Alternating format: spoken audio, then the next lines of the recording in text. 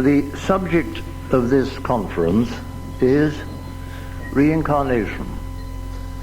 We have spent quite a lot of time on various aspects of it, perhaps a trifle too much on the details of individual cases of so-called and accepted as rebirth of individuals.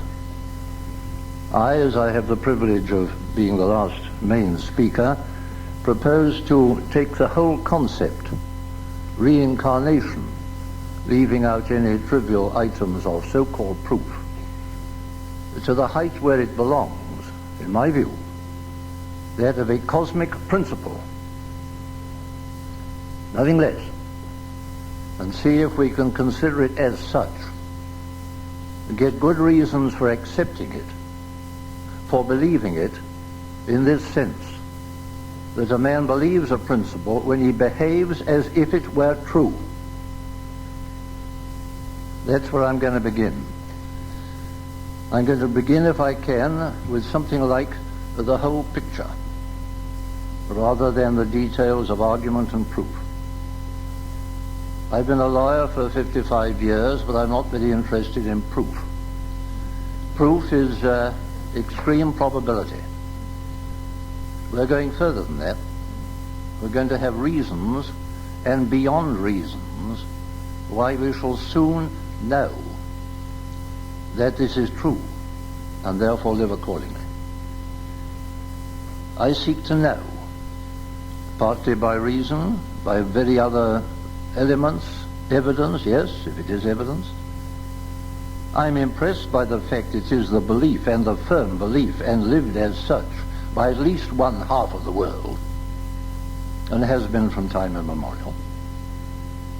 I'm interested in the actual memory of many people that I know. I'm interested in my own 50 years' experience. All that adds up to my belief, in the sense that a man believes a doctrine when he behaves as if it were true. I ask myself, does it work? And I've just been writing in the middle way, the Journal of the Buddhist Society, on the most extraordinary sutra or scripture of any scriptures of any religion in the world. It is the only scripture, and it appears in some of the oldest versions of the Pali Canon, written down 2,000 years ago, where the Buddha is saying to his followers, almost in words, do not believe any doctrine because I say it. A little different from those who say, I tell you, trust in me, and we shall go to heaven. What he said was, is it accepted by the wise? Do you find it accords with other matters you find to be true? If so, apply it. See if it works, then adopt it. So on those lines that I propose to look at reincarnation. But finally, you will find that beyond experience, in that sense, comes something more important than I believe because of experience. There will become that magic word, I know. Do you remember Jung in his last talk on television? Do you believe in God? I know. Well, that's what I'm going to try and do. But first I have to, I think nowadays we call it admit bias. Because in 1918, oh dear, 60 years ago, I read a book, Buddhism and the Gospel of Buddha by Coomaraswamy. And when I put it down, I said, if that is Buddhism, then I'm a Buddhist. Because I accept without question every word of it. And it included, of course, the doctrine, the twin doctrines, the inseparable doctrines, karma and rebirth. Now, I call them inseparable. They were, to me, at once, themselves cause and effect. Because of the law of karma, which is total and has no exceptions,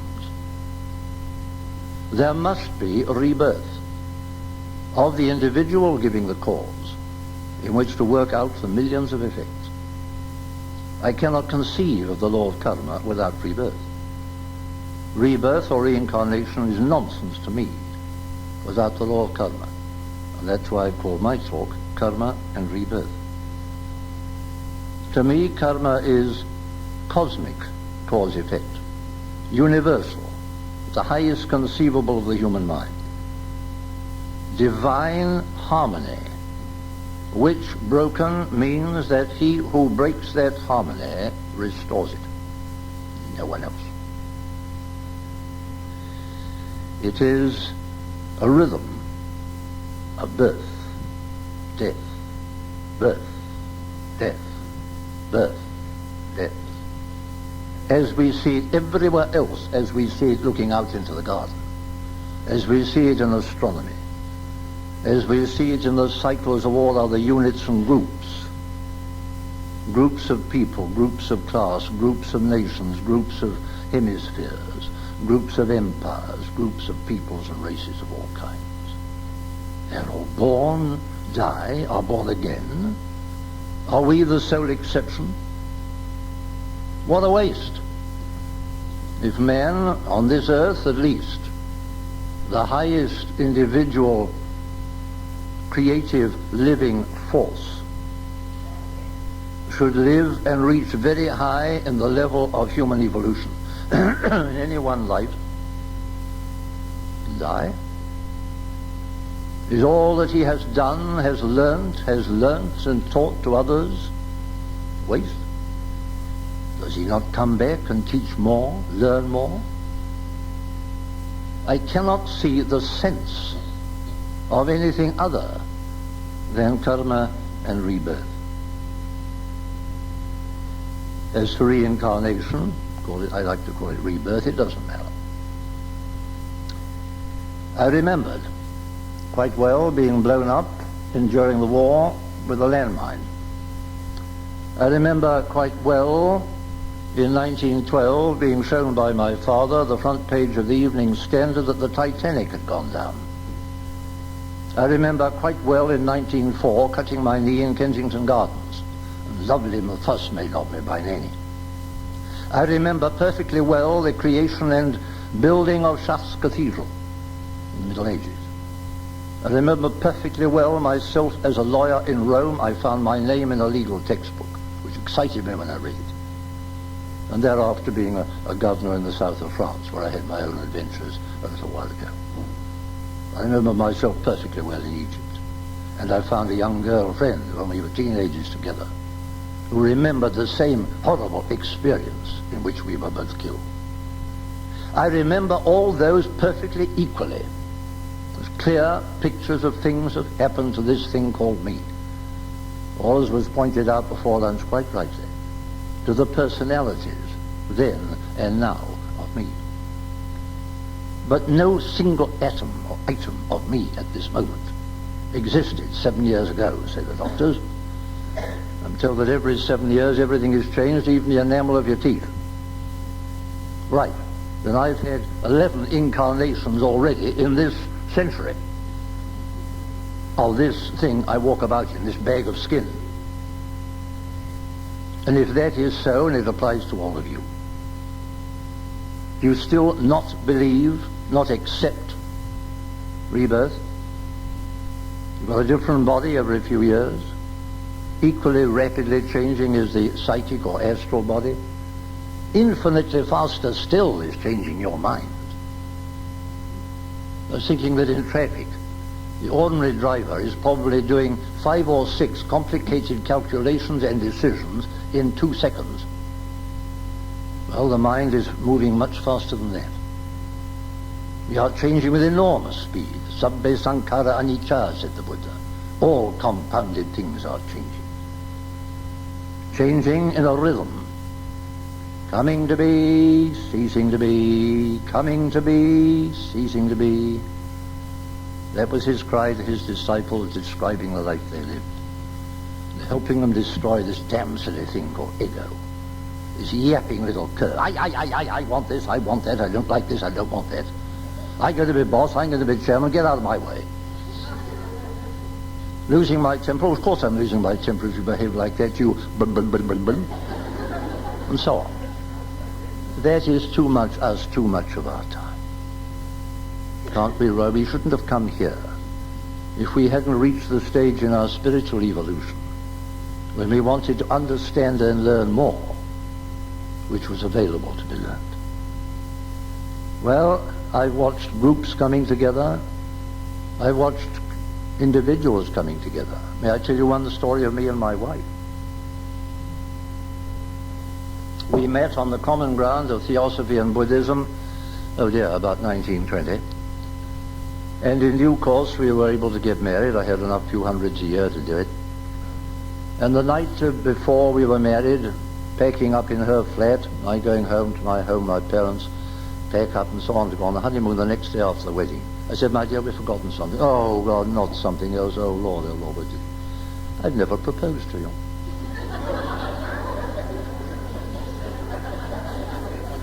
You see, our attitude had been so obvious. Hello, you again? What are we doing this time? What's the job?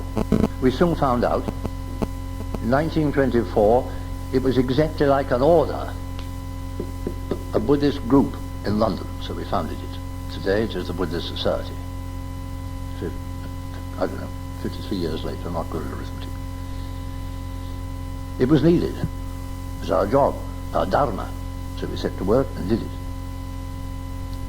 I talk of those who die that I know and those I love. So-and-so, I hear, has died again.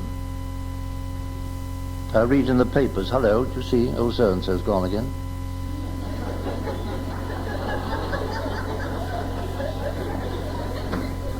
You laugh. I don't blame you. That is to me perfectly true. That is how, accepting the law of reincarnation, I regard the whole of life, past lives and lives to come. I do not doubt for one moment those whom I love who have gone, we shall meet again. My wife and I will have another job next time, and I hope to do it as reasonably competently as we have tried to do this. Well, so to reincarnation. The difficulty is that it is new as a concept to the Western world. Of course it was in Christianity. You read of it in the New Testament. Jesus and friends are talking of it. For some reason it was thrown out at, the Second Council of Constantinople in 551, declared anathema. I don't know why, and it doesn't matter why. But up to then, millions of Westerners believed it. Now, for the moment, they've forgotten it. And when it is presented to them, it is new. It is frighteningly new. They don't like it. But I am one of those who, I'm now looking at what will soon be our Bible on this matter, needless to say. In other words, reincarnation by no less than Joseph Head and Mrs. Cranston. Schopenhauer. Were an Asiatic to ask me for a definition of Europe, I should be forced to answer him. It is that part of the world which is haunted by the incredible delusion that man was created out of nothing, and that his present birth is his first entrance into life. The incredible delusion. It is. Can you come to look at it from that point of view? It is difficult to tell you for the time. One person to say that he really did not believe and was satisfied that it was I don't mean not proved, it's a different matter, I couldn't care tuppence about proof. Not quite sure if it's true or not, all right. I don't like it, I couldn't care less. I don't see how it fits with heredity or evolution, well, I'll explain. But are you still saying, with your hand on your heart, I am sure that is untrue? And if you're not, if you're left at least in doubt, if you find it fascinating, if you are prepared to accept it, try and see how your life is changed by that belief all day. My own approach is this: law. Law with an enormous capital L-A-W. I came back into this incarnation into a family of lawyers who've been lawyers for 200 years in the city of London. To work in the field of law, of course, human law, changing all the time, fallible, poor stuff. But at least living by law and not by anything less. And therefore, to me, the universe, I find, is law. Enormous, total, incalculable in size, infallible, in fact, cosmic, universal, cosmos, and not chaos. And there cannot be a bit of one and a bit of the other. The universe is run as cosmos, total law, or total chaos. You can't have a universe run by law with an awful lot of exceptions. This is frightening. It's going to be more frightening still in a moment. I believe in a totality of harmony and of natural justice. Listen to this. All that happens, happens right. With a very large capital R-I-G-H-T. That's not me. That's the Emperor Marcus Aurelius of Rome. As he goes on, watch closely. You will find it so, not merely in the order of events, but by scale of right, as though some power apportions all according to worth. That's the Emperor Marcus Aurelius, the Stoic, in his own diary. Elsewhere, I love this. Constantly picture the universe as a living organism, controlling a single substance and a single soul. And note how all things react upon a single world sense, and all cooperate towards all that comes to pass, and mark the contexture and concatenation of the web. It's written nearly 2,000 years now. That law is alive. There cannot conceivably be a dead law. It is life itself. One life. The unmanifest that, call it what you like, Thou, Fanal, Fana, God Almighty, the Absolute Beyond, call it what you like. Manifests as life. One life in a billion forms, each one born, growing, dying, dead, birth, growth, decay, death. There's your wheel of life. But not of life, the wheel of forms, each one containing life, until, like the electric light bulb, may go fat any moment, it's not dead. There's exactly as much life as there was before, but that form is finished with, as these forms will be finished with in due course. That one life moves in enormous cycles. I think about the time I was born, everybody knew that the age of the earth was 4,004 years, because it said so in the Bible. And they laughed at the Indians, their Mahamanvantara, their great eon, their great unit of a universe. 311, 040, and 9 noughts. You can't pronounce that amount. To them it is a unit of a cycle of time. They're not frightened of those periods. We were, until we talked about light years. If light travels, what's it, 186,000 miles a second, what does it do in a minute, an hour, a year, a million years? It's terrifying. You've got to get used to very, very large space and very, very large time. The Indians aren't frightened of it. Of course, the Theosophical Bible, so it is, the secret doctrine given to H.P. Blavatsky by her Tibetan masters, sets it out in enormous detail, the entire cycle, according to the esoteric tradition, the accumulated wisdom of the ages. It moves in periodicity, coming to be, ceasing to be, alternations of work, rest, work, rest, work, rest. It is intelligent law, because all things are forms of intelligence, the life impulse. There cannot be a mechanical, dead law. It is alive and intelligent. It is total. Call it what you will. I like the Eastern term, karma. It is no less. So let there be no more talk, in my view, of my karma. Yes, it is in a sense applying to me at the moment, or yours. Or is this karma, is that? There is nothing else.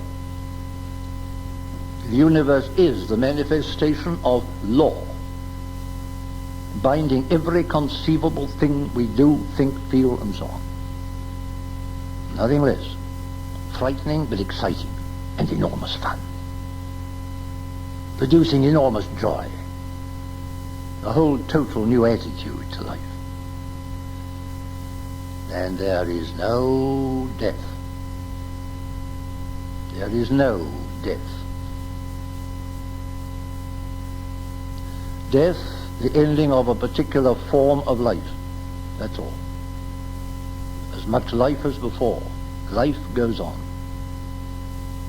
Start applying that to your friends who die. They don't. The body does. Tread on a beetle. The beetle's dead. There's no less life in the universe. That form is finished. Ourselves, these forms will be finished. We go on.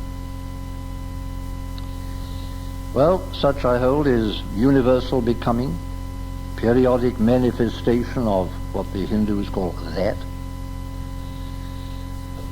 I feel it, I see it in everything about me. I live bathed in the whole totality of that law. Ask myself, is man the exception where I see it everywhere around me?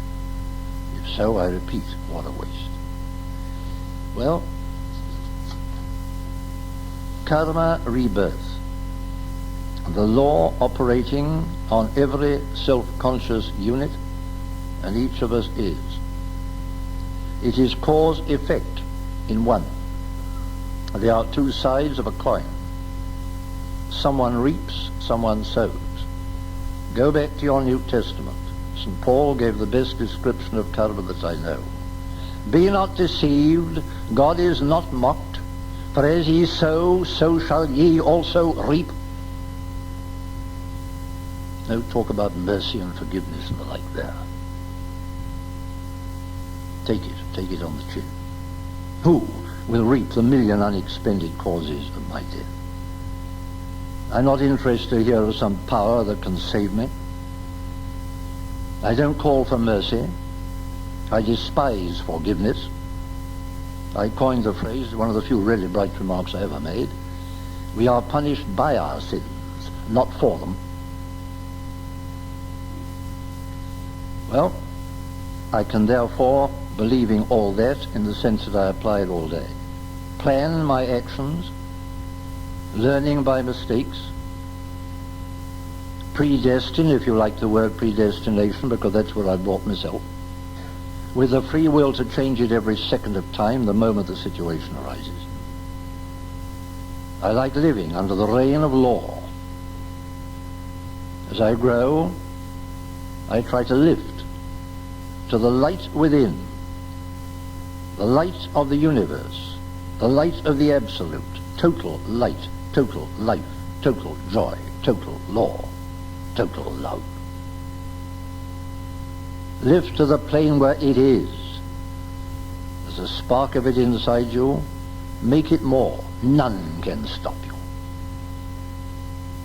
So already we are finding ourselves with personal responsibility. Therefore, if we're wise, personal self-control. If we're wise in Jungian psychology, withdrawing our projections. I accept it. I accept what comes. I study it. I use it. And walk on. But note, there are plenty of difficulties. Stand by. Hold on to your seats. If so, there is no blame. It's no good blaming anything or anybody for anything that happens to you. It is your fault or it wouldn't have happened to you. Much worse than that. It's no good you're making a complaint to anybody else for anything. It is your fault, or it wouldn't have happened to you. Much worse, stand by. Take this. And I've repeated it to myself almost every day of my life since I first read it in a copy of Epictetus, which I carried in my pocket at Cambridge in 1920. If any man be unhappy, let him know that it is by reason of himself alone. If any man be unhappy, let him know that it is by reason of himself alone. What he has done, what he is doing, what he will not do, what he will not see. It's a lovely philosophy. It makes life joy, great fun. Be miserable, but know it's your fault. Complain, but know it's your fault. Oh, it's much worse than that. Listen. Much worse. Good luck, old chap, means nothing. He won't have any good luck. Or bad luck. That's a good wish, that's nice, from your mind, your heart to his. But he will have happening to him what will happen to him. There is no luck, good or bad. There is no chance. By chance the other... Oh, no, you didn't. By chance the other day I met this chap, I did that, and so on and so on. No, you didn't. The causes might be million infinite and taken 10,000 years to mature. But you went down that street on that day at that time. Not by chance. All within the vast, incredible reign of law. Well, to live by law. There's some lines of Tennyson. I don't trust myself to remember anything today, so I wrote them down. It's at the end of his great poem, Enone. I might have written it for this lecture. But to live by law, acting the law we live by without fear, and because right is right, to follow right where wisdom, in the scorn of consequence. Are there greater lines of English verse than that? To live by law, why shouldn't we? If so, we are not frightened of birth, rebirth, on and on and on. So I accept totality, the totality of all things, ideas, beliefs, people, forms of life, as high as the mind can possibly go and a little further. But I make this enormous distinction. No two parts of that stupendous and incomparable, incredible whole are the same. My friend George Delaware at the laboratories at Cambridge, one of the founders of modern at Oxford, one of the modern founders of radionics at the laboratories, proved with his incredible psychic camera that no two leaves from the same tree are the same, of a million leaves. No two things are the same. All are different, but no two forms are separate one from another. We are one with one another, forms of one life, sons of one Father. I and my Father are one. Brothers. Do we live like it? Brothers with the wasp on the window we kill, the beetle we tread on. Brothers with every other form of life. That's what happens if you start digesting and using reincarnation. Karma is. I am my karma. As a Buddhist, I would remind you of the Dhammapada, the most famous of all Buddhist scriptures, and the opening sentence of it. And this was written down 100 BC. All that we are is a result of what we have thought.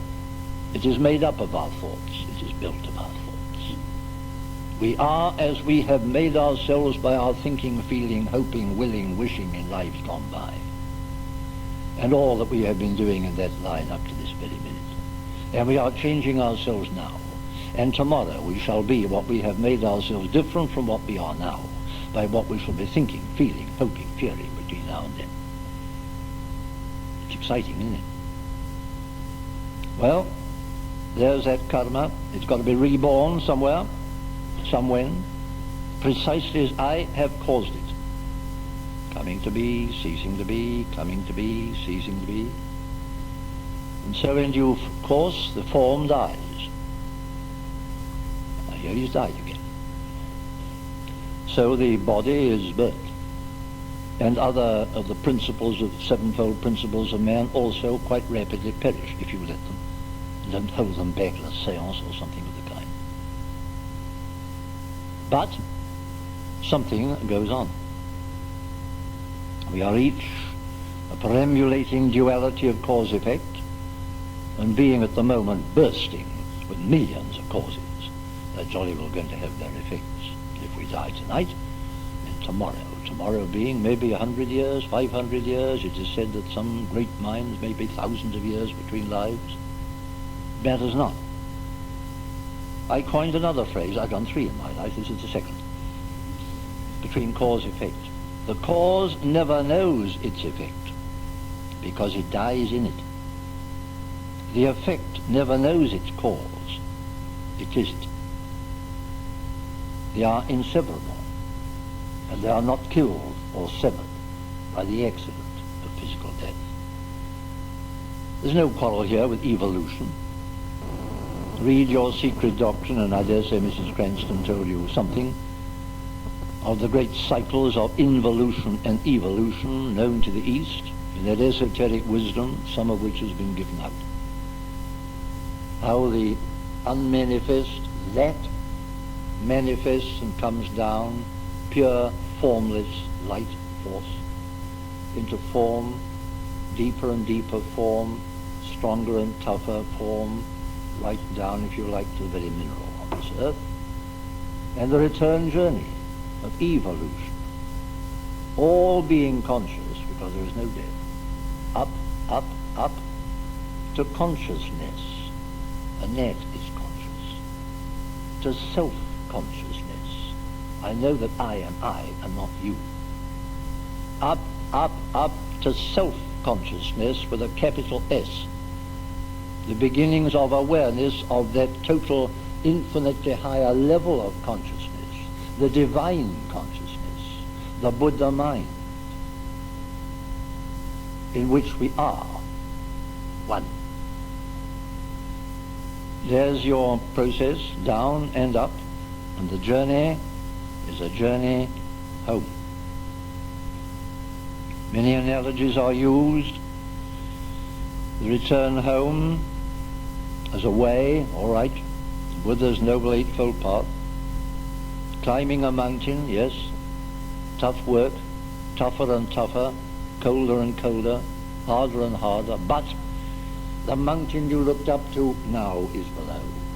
Your range of vision expanding all the time as you expand it, and nothing can stop you. To see, wider, further, into causes, to white light, to time. It's exciting, isn't it? I prefer a different analogy, happens to be my own, the one that I like. Use it or not if you like. Every form is conscious. I am conscious. Mind has levels of consciousness. I give my Zen class of society sometimes a semi-comic exercise. Imagine yourself at the end of a cold, wet day, your clothes, everything else are wet, you chuck it all off and get into a hot bath. Lovely. You're conscious, very conscious, physical. If you've got any psychic powers and are using them, you're conscious on the psychic plane. If you're getting excited or losing your temper or using your emotions any way you like at a football match or a frequent fry with a row with your wife, doesn't matter, you are conscious on the emotional plane. Up, mental plane. Cold, lower, mental. Household accounts. Running a shop. Very necessary to have a very first class mental, clear-cut mind, unaffected, well, you don't want it to be affected by emotion. Come on, up, higher, the vast abstract thinking which we're doing now. What is what we're talking about? It's a concept, yes, but it's an enormous, vast, linking, joining concept. The higher mind of abstractions, the great scientist, the great musician, the great statesman, the great anything, You call a man great because he has a great mind. And that is, a mind can deal with vast generalities. Another level of consciousness. Higher, intuition. Utterly different from thought at its highest. Utterly different from emotion. Utterly different from psychic plane. Utterly different from physical plane. The faculty within which we all have. Some have developed to some extent. And all of us have a peep-off when we're reading some book of great value, a great scripture, the condensed wisdom of a great mind. And suddenly you say, gosh, wow. You may underline it. Or your friend obviously, what have you got? Oh dear, it's gone. Never mind. There's a flash, a flicker. You suddenly saw what you'd only thought about and understood and believed before. Now you've got it. Now you know. That's the intuition. Now all those are levels of consciousness. Have we no control over the level at which we live? We're not animals. We're not mere mammals. We're not mere psychics. We're not mere an emotional marble part of it. We're not merely in the lower mental. Can't we get up more and more to the higher mental? Seeing the pairs of opposites as pairs. Remembering Jung's famous remark, I never can quote anything accurately, but to the effect that no problem is solved upon its own plane. Always there comes into the mind a new factor, in the course of which, and by which, the problem fades as such. Can't we live there? Can't we lift into that level? Rise into that level more and more? What happens? All this dreary shouting, yelling, banging, snarling, squabbling, fighting, all the rest of it down on the physical plane. We don't stop it. We are part of it, but we are at least looking down. Where does the captain of a captain of a ship stand? On the bridge, not down in the hold. All the vast organization of a mighty liner is under his control. Shouldn't we be there? Isn't that where we should try to rule our lives? Not ignoring what's happening in the hold. We've got a telephone. You can go down. We're working down, but we're living higher. Working in terms of rebirth. Right through, life after life after life. Enormous space, enormous time. One with every other form of life. Isn't that a better way of living? In samsara, as the Buddhists say, I even wrote a poem once looking down to heaven. Down here.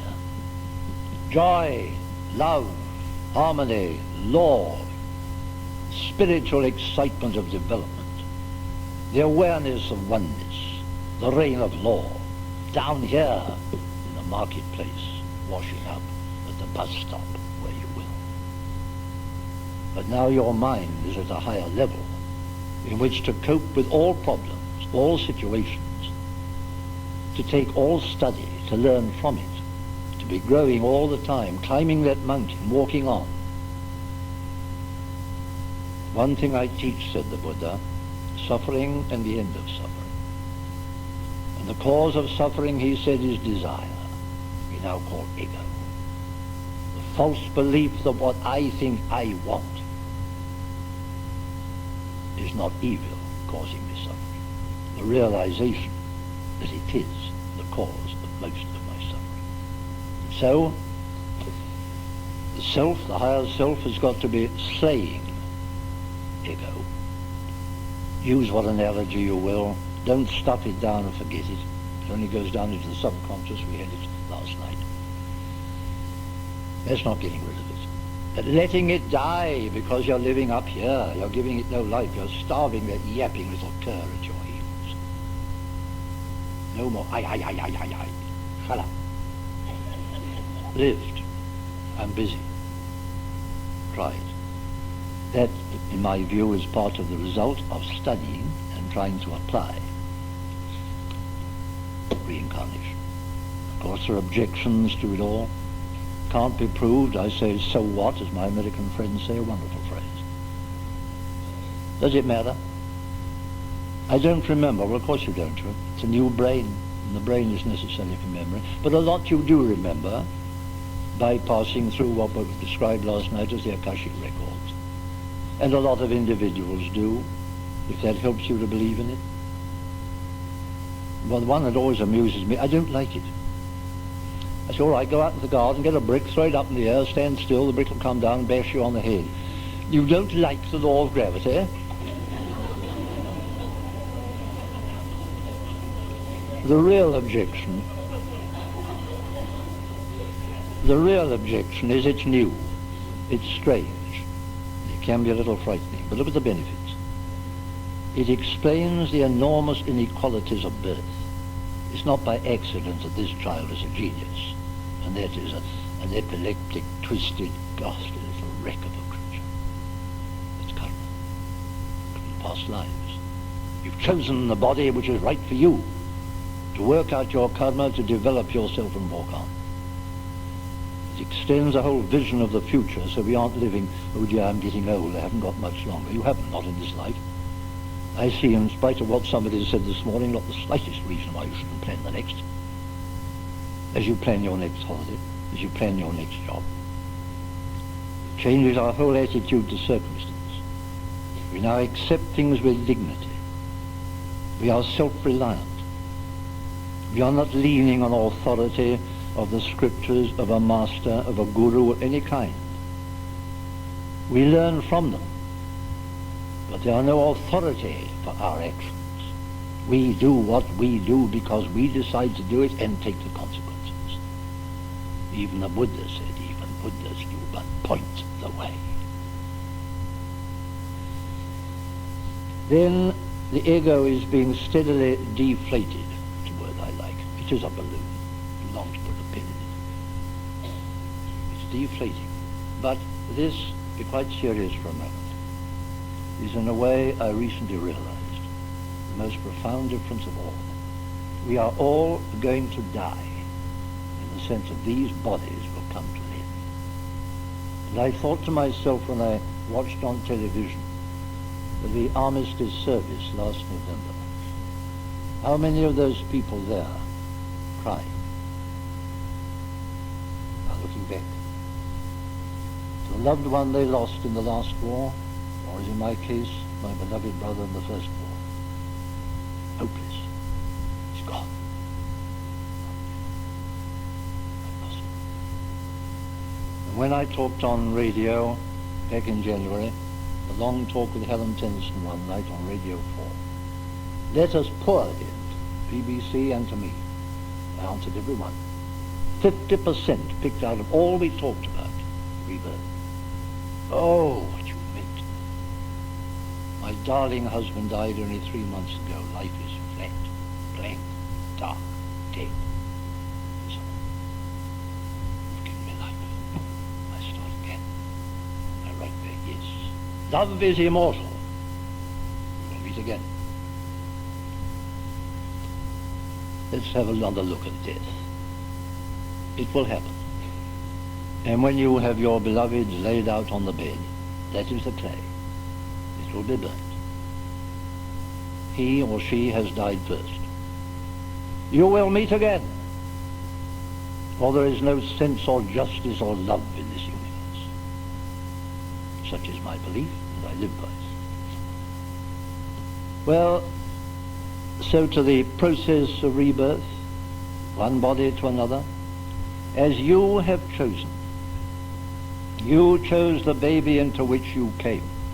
It may have been stillborn. It's part of your karma. It may be a genius. It may be an idiot. Such as it is, it's where you begin, and that seems to me the enormous value of astrology. Not telling you what's going to happen tomorrow, but telling you where you stood when you were born. And a good astrologer can tell the parents, your child, this, that, and the other. What he can do, what he can't do, what it will do, what it won't do. Its illnesses, its hopes, its fears, all the rest of it. Tell you an enormous lot about that child, its growth, and its maturity. Why? Because the astrologer is skilled in reading the stars, which after all are only a map of causes and effects, and of causes waiting to operate, of what is about to happen to that unit which has come back by choice, to that body, to that family, at that time, at that place, that sex, that colour, and all the rest of it. Next time we may be different.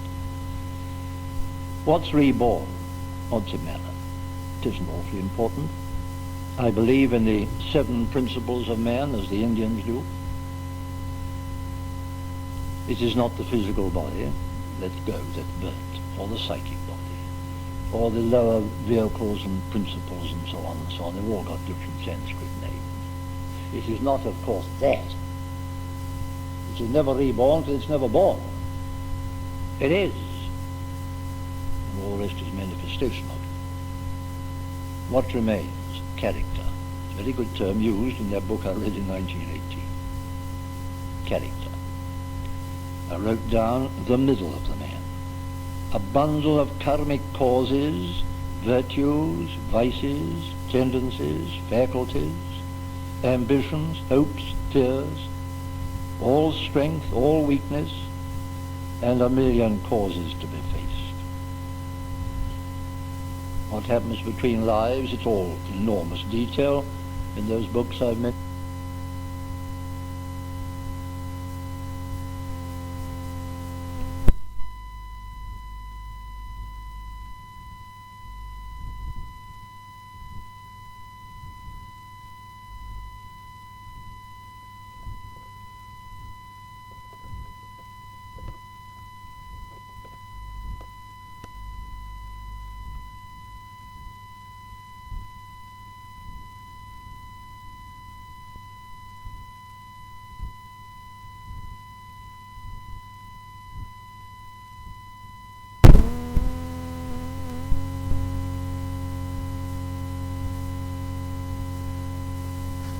And a million causes to be faced.